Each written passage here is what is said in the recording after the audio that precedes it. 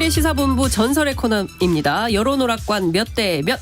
이은영 휴먼앤데이터 소장, 배종찬 인사이트 K 소장 나오셨습니다. 어서 오십시오. 네, 안녕하세요. 이은영입니다. 안녕하십니까. 배종찬입니다. 네. 자, 두 분 오시면 꼭 물어보고 싶었던 게 있었어요. 예. 뭐냐면 표본 여론조사는 표본 설정 체계가 과학적이고 예. 대표성이 객관화되어야 한다. 나아가 질문 내용과 방식도 과학적이고 공정해야 한다. 그렇지 않는다면 이것은 결국 국민을 속이는 것이다. 누구 얘기냐? 바로 지난 18일에 있었던 윤석열 대통령 얘기인데요. 지난주에 마침 배 소장님께서 전광판을 계속 봐야 된다 이런 말씀 해주셨잖아요. 대통령이 전광판을 그렇죠. 봐야 된다. 전광판 안 보면 안 된다. 예. 이런 얘기를 해주셨는데, 자, 대통령의 이런 발언 여론조사 전문가로서 어떻게 들으셨습니까? 저는 그냥 한마디로 네. 여론 잘 나오면 되는 거거든요. 예. 네, 잘 나오면 이런 얘기 안 합니까? 네. 야구 선수가 뭐 폼, 축구 선수가 폼 탓할 이유 없이 골 넣고 안타 치고 스트라이크 잡으면 되거든요. 그래서 저는 세 글자입니다. 잘해라. 대통령께 잘해라 이렇게. 아니 반말로? 국민들에게 전달하는 메시지인 거죠. 그러면 왜 자꾸 저를 네. 그 이은영 소장님 어떻게 이게요. 들으셨어요? 이건 이런 얘기를 하실 필요가 없어요. 이건 전문가들한테 맡기시면 되고, 일종의 이게 이제 저희도 항상 얘기하잖아요. 참고 자료를 보시라고. 그러니까 그렇지만 이게 어떻게 보면 정치적인 지표거든요. 국민들의 어떤 이 대통령 활동에 대한 정치적 지표이기 때문에 그냥 수용하시면 되는데 이걸 굳이 얘기를 하셔가지고. 이거 외에도 지금 장제원 의원도 여론조사 관련해서 지금 개정법을 내시려고 하나 봐요. 네. 지금 선관위에서 너무 규제가 심해지는 거라고 지금 좀 반대 입장을 냈다는 얘기가 있거든요. 그래서 네. 여론에 너무 신경 쓰시지 마시고 진짜 배 수장님 말씀처럼 잘 하시면 된다. 네. 그런데 좀 정치권에서는 앞서 두 분 말씀하신 대로 여론 좋을 땐 또 이런 얘기 안 하다가 네네. 그 27% 찍고 네. 이렇게 좀 상황이 안 좋아지니까 그쵸. 오히려 그 잘못을 여론조사 회사 기관 탓으로 예. 돌리는 거 아니냐 이런 비판도 나오거든요. 근데 이따 말씀드리려고 하는데 그 조사 회사의 결과가 오늘 또 좋아졌어요. 그러니까요. 이걸 바꾸셔야 그럼 돼요. 오늘 또 바꿔야 돼요? 어떻게 해야 됩니까? 오늘 이제 네. 그 여론조사가 정확하네요. 역시 여론조사예요. 역시 시사본부예요. 이런 말이 나올 수밖에 없죠. 그렇습니다. 네. 자, 그러니까 하여튼 여론조사는 이게 흐름과 네. 경향성을 보고 내가 뭘 더 좀 열심히 해야겠다. 그렇죠. 어느 부분에서 국민들께서 조금 화가 나셨구나. 그렇다면 내가 이 부분을 더 신경 써야겠다라는 지표로 그렇죠. 삼아야 되지 않을까? 제가 짧게 하는 말씀을 드리면 네. 오바마 대통령이 이런 말을 했어요. 여론은 국민의 목소리입니다. 더 열심히 더 자주 들으세요. 그래서 오바마 대통령은 당대 최고의 데이터 분석 전문가인 데이비드 엑셀로드를 네. 백악관 8년 내내 함께했어요. 8년 내내 함께하고 하루에 몇 번이고 연락을 받았어요. 지금 지표가 어떻다. 어느 지역에 어느 세대에 어느 연령대에 지지율이 안 좋다. 그걸 하루에 수십 번을 연락을 받습니다. 오바마가 잘못됐나요? 하버드 나왔는데요. 하버드에서 또 다음 주에 연설도 하시고. 그렇죠. 예. 지금 민심과 여론은 다른데요. 여론은 이제 참조를 하시면 되는데 민심은 들으셔야 돼요. 민심은 큰 흐름이기 때문에 지금 말씀하신 것처럼 어떤 데이터에 기반한 쓴소리를 들으셔야 좀 이렇게 자기의 어떤 뒤를 돌아볼 수가 있거든요. 그렇게 저는 생각해요. 네. 자, 이번 주 여론 어떤지 좀 상황을 살펴보겠습니다. 우선 조사 개요 먼저 소개해 주시고 결과도 함께 보겠습니다. 네, 일단 뉴스픽미 RN서치 의뢰해서 4월 16일, 17일 전 국민 1,017명 조사했고요. 뉴스토마토가 미디어토마토에 의뢰해서 4월 17일, 19일 전 국민 1,036명 조사했고요. 오늘 나온 갤럽 조사는 4월 18일에서 20일 조사했고 전 국민 1,003명을 조사했습니다.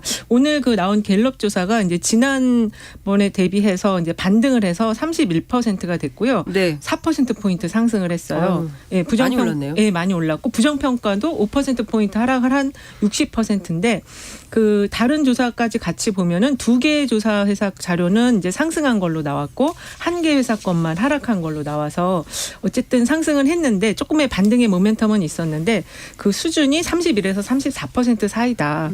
그리고 부정평가는 여전히 60%가 넘는다 이렇게 보시면 될 것 같습니다. 그렇군요. 갤럽은 자체 조사이고요. 그다음에 그렇죠. 자세한 내용은 중앙선거 여론조사 심의위원회 홈페이지를 참고하시면 됩니다. 자, 그런데 그 4%가 올랐어요. 갤럽 조사를 보면. 네네. 다시 30%대로 회복했다 이렇게 볼 수가 있는 것 같은데 네. 특별하게 오를 만한 뭐가 있었을까요? 4%나 올랐는데. 지난 시간에 제가 이제 분석을 해드리면서 네. 그런 말씀을 드렸습니다. 이제 대통령 지지율이 30%대 한국 갤럽 기준입니다. 주로 이제 정책 마찰을 빚을 때는 30%대 정도로 오는데 사람 문제가 생기면 20%대로 내려가거든요. 그랬죠. 근데 지금 보면은 사람 문제가 그래도 조금은 뭐가 이게 이 관리가 되는 관리가 뭐 완전하게 되는 건 아닙니다만 어느 정도 다독여지는 그런 상태인 게 김재원 최고위원도 제주도로 가서 예. 여하튼 여전히 부족은 하지만 사과를 하는 모습이고 태용호 최고위원도 한 2, 3일 동안은 지금 또 입을 열지 않고 있어요. 회의 안 나오고 예. 있죠. 조수진 최고위원 뭐 별 말이 없어요. 네. 그러니까 이게 좀 약간 이 김기현 대표도 그렇고 홍준표 시장과의 설전도 좀 잦아들고 그러니까 사람 문제가 생기면 안 돼요. 다른 이유 없습니다. 요 문제가 조금은 잦아드니까 그래도 지지율이 보수층들이 결집하면서 올라갔다 이렇게 봐야 되겠죠. 근데 국민의힘 최고위원들의 말실수가 대통령 국정 지지도에도 영향을 미쳤을까요? 아, 끔찍죠. 왜 그러냐면 자 제가 질문해 볼게요. 장윤선 앵커께 지금 국민의힘 국민의힘 정당의 구심점 누구예요? 뭐 김기현 대표 아니겠어요? 아니죠. 누굽니까? 윤석열 대통령이죠. 이렇게 발언 이렇게 정치하셔야 되겠어요. 너무 윤석열 정답을 대통령이죠. 얘기하시네. 예. 그래서 윤석열 대통령 지지율이 양쪽을 다 지배하는 거예요. 그러니까 예. 정당도 그럼요. 정부도 국정운영 지지율도 전부 다 윤석열 대통령 하기에 따라 달려 있다. 그래서 네. 국민의힘의 최고위원들의 그런 부분이 서로 연동이 되는 거예요. 예. 그렇군요. 그러니까 저는 이제 그 지적도 맞는데 저는 이제 민주당의 돈봉투 관련한 게 반사이익을 가져왔다 그렇게 좀 정리하고 싶고, 그렇군요. 예 그리고 그 2주 사이에 너무 많이 빠졌어요. 대통령 지지율이 한 7, 8% 포인트 빠졌거든요. 네. 그러다 보니까 이번에 조금 반등된 게 이제 10%대 응답했던 뭐 30대라든지 중도 성향층이 20%대로 살짝 올라오니까 이제 약간의 그 반등이 있었던 것이 아닌가. 그 안에는 이제 너무 지금 임기 초에 내려가면 안 된다라는 결집의 요인도 있었을 것 같습니다. 네. 근데 이번 주에 대통령 발언이 더 뜨거웠거든요. 그렇죠. 사실은 대통령 발언이 굉장히 뜨거웠습니다. 특히 이제 4.19 기념사를 보면 세요. 허위 선동, 가짜 뉴스, 협박, 폭력, 사기꾼이 등장합니다. 사기꾼. 네. 상당히 큰 주목을 받았고 또 로이터 인터뷰 했잖아요. 네. 미국 가시는데 영국 통신하고 인터뷰를 했어요. 그래서 그 파장도 굉장히 거세고 지금 러시아, 중국 다 반발하고 나서고 있습니다. 이런 이슈들이 여론에는 영향을 어떻게 미쳤을까요? 그래서 워낙 지금 지지율이 내려와 있던 상태이기 때문에 더 뭐 끌어내릴 지지율조차 없는 거죠, 사실은. 일단 다음 주에 미국 가니까 조금 더 올려. 그렇죠. 이제 이번 주 다음 주가 이제 굉장히 대통령에게는 지지율을 반등시켜야 되는 이제 기회의 시간인데 네. 그걸 살릴 수 있을지가 중요한 거고 지금 왜 그러냐면 지지층까지도 핵심 지지층까지도 이탈한 상황이었거든요. 보수층도 그렇지만 또 대구 경북도 그렇고 60대도 그렇고 주부층까지. 네. 근데 이제 발언 같은 경우에는 저는 뭐 이제 이미 지지율이 빠져 있는 상태이기 때문에 영향을 안 줬지만 추가로 이제 올라갈 때는 분명히 이런 발언들도 중도층이나 무당층 또 MZ 세대에게는 영향을 주는데 이제 이런 이야기를 드리고 싶어요. 오바마 대통령도 미국 대통령이기 때문에 미국 우선적이었고 바이든 대통령도 미국 우선적이지만 바이든 대통령이나 토니 블링컨 미국 국무장관을 보더라도 러시아에 대해서 좀 자극적인 발언을 하기는 하지만 그거는 두 나라는 서로 간에 강대국 간의 그 충돌 양상이 있잖아요. 또 우크라이나 전쟁도 있고. 근데 그렇게 발언을 막 단정적으로 안 해요. 근데 윤석열 대통령이 미국과의 동맹을 강화하고 또 일본과의 좀 더 전략적 협력을 시도하더라도 두 친구와 더 친해지는 건 뭐 그럴 수 있는데 그렇다고 해서 중국과 더 멀어지고 러시아와 더 멀어질 필요는 있나요? 그러니까요. 우리나라 이익을 위해서 그런 부분에는 굳이 중국이나 러시아를 자극할 필요는 없는 건데 지금 러시아와 중국이 제일 민감한 거는 각각 우크라이나와 대만이거든요. 건드릴 필요는 없는 거죠. 그러니까 지금 대통령 발언이 정치를 안 하신 분이어서 이렇게 좀 발언이 굉장히 정제가 안 되고 너무 강합니다. 일단은 이 4.19 기념사는요. 이거는 지금 야당을 향해서 한 걸로 다 읽히고 있어요. 받아들이고 있어서 이게 완전히 검사식 인식이거든요. 뭐 조폭인 사기꾼이라는 말을 자신의 정치적 파트너에게 한 경우는 진짜 본 적이 없어요. 근데 대통령이 그걸 그렇게 얘기를 하셨다는 게 너무 충격적이었고 로이터 통신과의 이야기는 지금 배 소장님 말씀하신 것처럼 이게 정책이라는 게 터닝을 할 때도 되게 조금씩 미세하게 하는데 너무 지금 그냥 길을 확 바꾸신다. 지금 5년밖에 임기 아니신 대통령이 너무 그 정책 수년간 쌓아온 정책의 방향을 너무 갑자기 지금 터닝하시는 게 정말 두렵습니다. 진짜. 근데 조금 더불어민주당도 지금 돈봉투 문제도 있고 지금 대통령의 지지율이 올라간 것을 이은영 소장께서도 분석을 해주셨지만 그런 반사 이익을 대통령 지지율이 올라간 또 이유로도 찾을 수 있는 거거든요. 그렇다면 그냥 이 러시아나 중국의 외교 관련된 발언에 대해서도 제가 말했던 것처럼 좀 더 정교하게 정교하게 이렇게 전달하는 것이 오히려 더 이럴 때 더불어민주당이 야당으로서의 품격을 갖추는 건데 이재명 대표가 굳이 이게 무슨 3천만 량의 사기꾼 러시아 이 양안 발언으로 3천만 량의 빚이 생겼다라는 그렇죠. 것. 돈봉투 지금 야당 법석인데 네. 돈 이야기를 왜 하는 거냐고요. 그러니까 좀 이런 발언도 네. 그냥 외교 전문가로서 외교 전문가들이 더불어민주당 내부에도 있잖아요. 출신도 그렇습니다. 있고. 예. 그 사람들 의견을 봐서 이런 그렇게 하면 겁니다라고 되는데. 이야기를 하면 되지. 굳이 약간 비유를. 비아냥거림으로 갈 이유는 없을 것 같아요. 그러니까요. 그 윤 대통령 인터뷰에서 우크라이나 전쟁 관련해가지고 대규모 민간인 공격, 대량 학살, 전쟁법 위반, 뭐 이런 조건이 충족이 돼야 뭐 이렇게 지원 가능성이 있다는 식으로 얘기를 한 거다라고 얘기를 하고 있는 건데요. 그런데 이제 러시아 입장에서는 쿼드 프로 쿼 그래서 받는 대로 눈에는 눈, 이에는 이 거의 이런 식입니다. 받은 대로 갚아주겠다. 이렇게 강력 반발하고 있고 경고를 하고 있습니다. 중국도 마찬가지예요. 앞서 말씀하신 대로 대만 문제 타인의 말참견은 허용하지 않는다. 이렇게 불쾌감을 드러내고 있습니다. 네. 딱 한 번 인터뷰해가지고 두 나라가 지금 동시에 반발하고 있는 이런 그러게요. 상황이고 지금 한러 관계, 한중 관계 가뜩이나 뭐 중국과의 관계도 어려웠었는데 급격하게 지금 냉각기를 갖게 됐어요.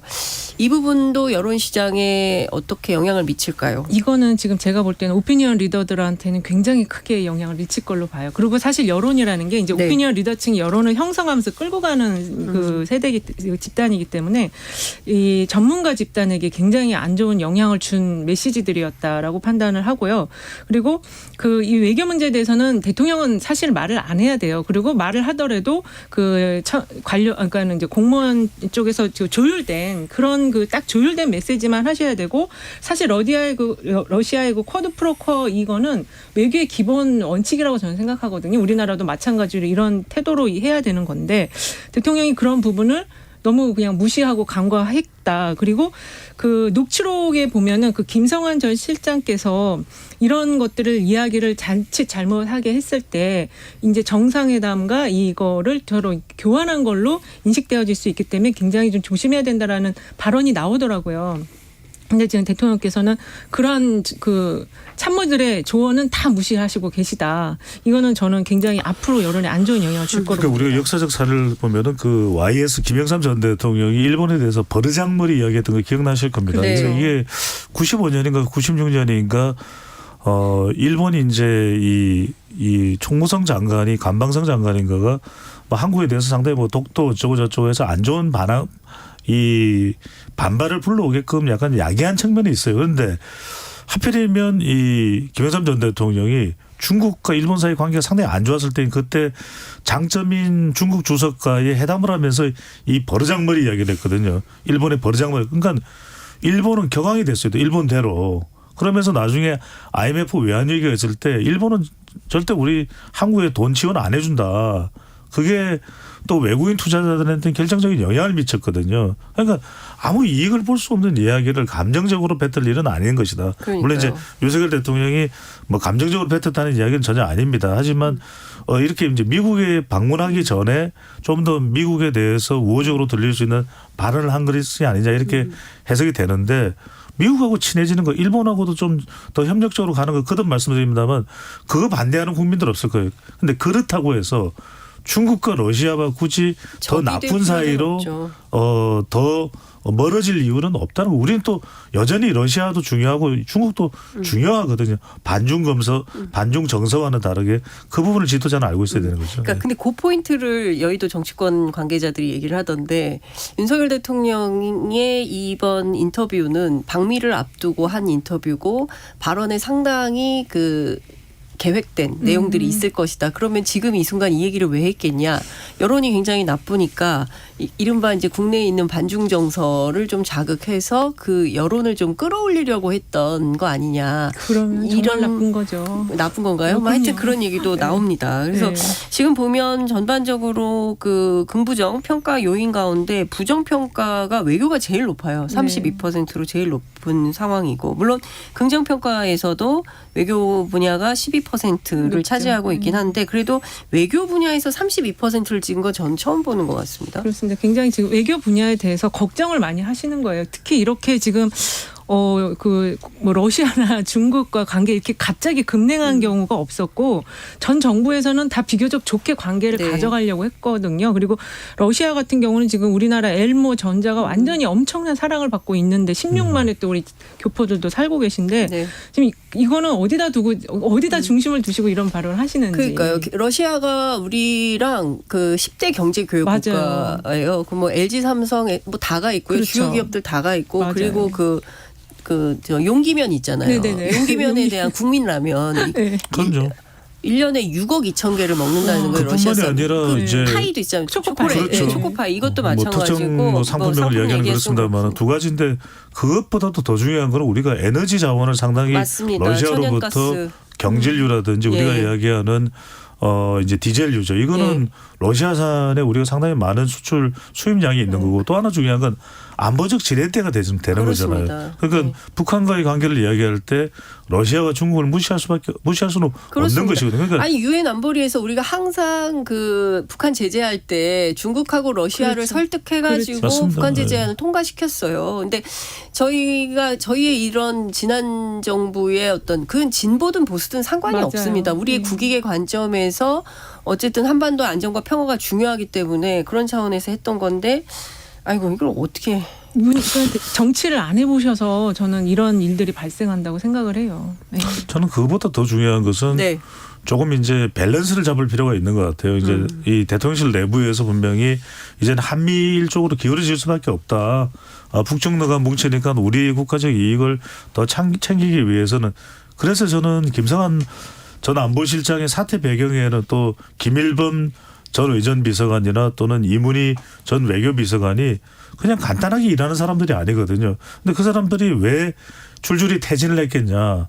저는 분명히 뭔가 좀 특수한 배경이 어떤 특정한 의견이 절대적으로 대통령에게 영향을 미치고 있는 뭔가가 있는 것 아니냐라는 의구심이 들지 않을 수가 없는 거죠. 네. 그런데 외교 문제뿐만 아니라 뉴스토마토 조사를 보면 또 딴 것도 있죠. 뉴스토마토예요. 네. 그렇습니다. 뉴스토마토에서 4개 분야에 대해서 대통령에 대한 평가를 이제 25점씩 구간을 100점 만점으로 해서 나누었는데 네. 지금 뭐 부정적인 평가라고 하시는 0점에서 25점 미만이 전부 다 50점대예요.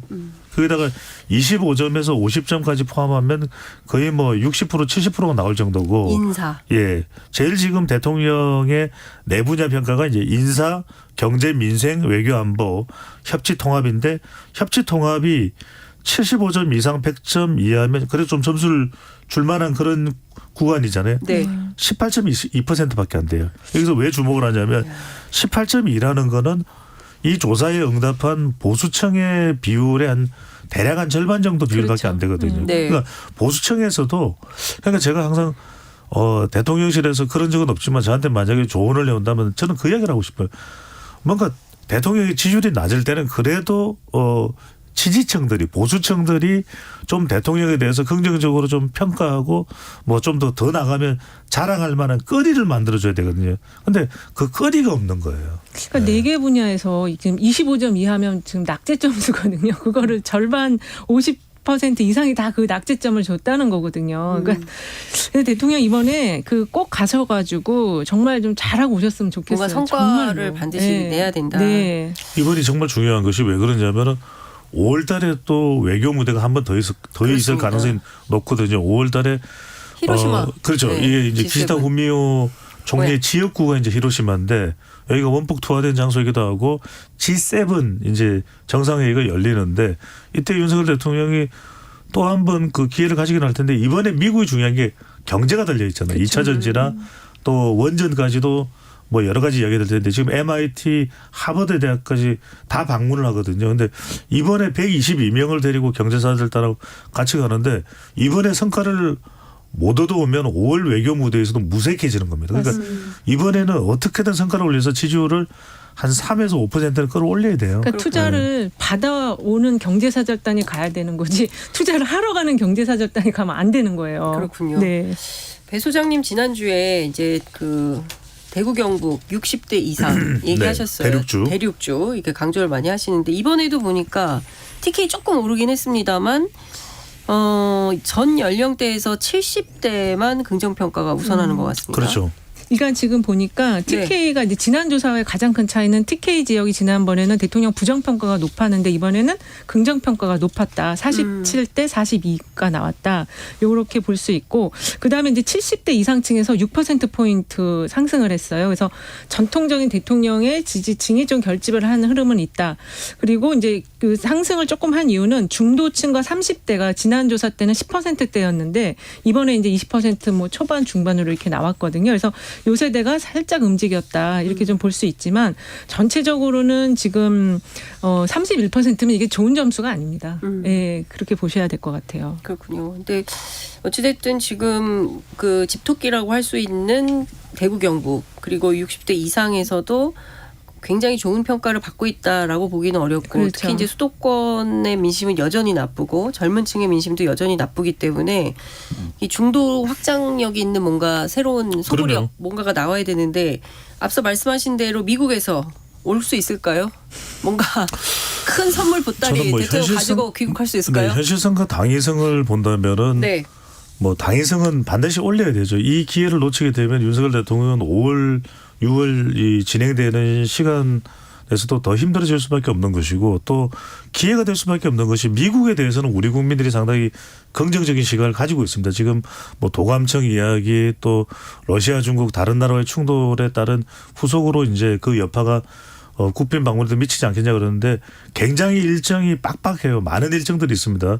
지금 심지어는 26일 정상회담 전날에 부부 동반해서 지금 추모비에 가는 것까지도 이건 사실 쉬운 일정이 아니에요. 왜냐하면 시차 적응도 안 된 상태에서 바로 현장으로 가는 그런 일정까지 집어넣은 건 뭐냐면 지지율을 올리겠다 이런 생각이 강할 수 있는데 반드시 올려야죠. 그런데 특히 중요한 건 좀 말을 상당히 정교하게 할 필요가 있을 거예요. 왜냐하면 순방 때마다 그런 발언과 관련된 부분이 불쑥불쑥 튀어나왔던 부분들이 있기 때문에 또 하나는 뭐 이번에는 워낙 일정도 이제 굉장히 촘촘해서 김건희 여사와 관련된 뭐 이슈가 특별하게 있을 것 같지는 않지만 그런 부분도 좀 관리되면서 어떤 부분이 성과였는지 특히 이제 2차 전지가 요즘 MZ세대의 최대 관심사거든요. 2차 전지 관련해서는 인도네시아와 아르헨티나를 미국의 2차 전지 소재 핵심 광물 협력 국가로 집어넣느냐가 최대 관건이에요. 이거하고 또 하나는 이제 원전과 관련해서 웨스팅하우스가 계속 딴지 걸고 있는 부분을 어떻게 해결하느냐. 이 부분은 이제 웨스팅하우스의 그 회장하고 만나서 담판을 짓는다면은 더 좋은 결과가 나올 수. 결정적인 게 있고요. 아직 일정 공개가 안 됐는데 지금 가능하다 가능하지 않다는 얘기 나오는데 머스크하고 만약에 만난다면 일론 머스크와의 왜냐하면 이 기가 팩토리를 한국에 유치하겠다는 그런 목적도 상당히 깔려 있는데 그건 어떻게 될지 모르겠어요. 근데 일론 머스크를 만난다면 상당히 비장의 무기는 될 수 있을 것 같아요. 사실 지금 내년이 미국 대선이 있어요. 그래서 지금 가셔가지고 너무 퍼주고 오시면 안 된다. 저는 그 말씀을 꼭 드리고 싶어요. 알겠습니다. 예. 자, 정당 얘기를 해보겠습니다. 이번 주 정당 지지도 먼저 확인을 좀 해보겠습니다. 네, 지금 세 군데 조사 나온 거 아까 그 여론조사 심의위원회 홈페이지를 보시면 되고요. 네. 국민의힘이 지금 이제 조금 상승을 했어요. 두 군데 조사는 상승한 걸로 나왔고요. 민주당은 두 군데에서 세 군데 모두 다 하락한 것으로 나왔습니다. 지금 오늘 갤럽 조사 기준으로 보면 국민의힘이 32%, 민주당이 32%로 민주당은 지난 조사 대비 4%포인트 하락했고 국민의힘은 1%포인트 상승했는데 무당층이 지금 31%나 돼요. 굉장히 많네요. 네, 굉장히 지금 많은데 이게 ARS 조사들은 한 10%대인데 지금 전화 면접 조사는 뭐 29에서 한 30일 정도 무단파층이 나오고 있거든요. 그래서 그렇군요. 두 개 정당에 대해서 다 실망을 지금 하고 있다. 근데 지금 방금 보면 전에 이 부분은 좀 지목을 할 필요가 있을 것 같은데 이은영 소장이 아까도 말씀 주셨지만은 이 갤럽 조사에서 대통령 지지율이 31인데 국힘이 32거든요. 네. 그러면 대통령이 연동돼 있다고 볼 수 있는데 그러네요. 민주당이 보면은 지금 이 돈봉투 악재가 나타났다고 봐야 되겠죠. 네. 36이었는데 32가 됐어요. 네. 그리고 무당층이 31까지 갔다는 거는 결국 국민의힘에서 지지층이 빠지더라도 민주당 쪽으로는 안 간다. 아, 그러네요. 그래서 이 돈봉투가 저는 이게 향후에 윤석열 대통령도 지금 낮은 지지율을 뭐 한미 정상회담을 통해서 어떻게 상승 동력을 만들어내냐가 중요하겠지만 민주당도 이 송영길 리스크를 어떻게 털어내느냐가 굉장히 핵심 관건이라고 봐야 돼요. 그러니까 지금 보면은 그 국민의힘 지지율과 대통령 지지율 상관관계를 보면 둘이 커플링은 되었는데 제가 보기에 약간 또 독자적으로 가는 흐름이 있어요. 왜냐하면 그 국민의힘이 생각보다 상승의 폭이 적거든요. 그거는 여전히 계속되는 이 최고위원들의 그 발언 실수 이 부분이 좀 크게 작동을 하는 상황 속에서 김기현 대표가 리더십을 아직도 발휘를 잘 못하고 있다. 이게 좀 반영이 되는 흐름인 것 같습니다. 그렇군요. 근데 전반적으로 보면 뭐 저도 이렇게 취재를 해보면 그 얘기는 하더라고요. 국민의힘 지도부가 네. 뭐 이재명, 송영길 돈봉투 막 이게 때려잡으면 우리 지지율이 오를 것처럼 하는데 그런 분위기 아니다라는 거예요. 그러니까 그거 말고 지금 한일 회담 이후에 후폭풍이 그렇죠. 너무 크고 그리고 이제 도청 파문도 상당히 심각하고 그리고 이제 주변국들하고의 상당히 갈등 관계가 있기 때문에 이게 돌파가 되겠냐라는 걱정들을 굉장히 많이 하고 있습니다. 그러니까 마침 또 장윤정이- 90명이나 되는 일본 의원들이 오늘 또 야스쿠니 신사 참배를 갔어요. 예. 그러니까 장윤선 앵커 말씀이 굉장히 중요한 게 제발 좀 반사이익 신드롬에 안 빠졌으면 좋겠어요. 무슨 얘기냐면 국민의힘은 돈봉투 문제 생겼으니까 우리 신나겠다. 천만의 말씀이에요. 그러니까 국민들은 국민의힘만 놓고 평가합니다. 네. 더불어민주당도 마찬가지예요. 그러니까 더불어민주당도 대통령이 뭔가 난맥상이 되고 또 국민의힘이 헛발질하니까 그게 우리한테 도움이 되겠다.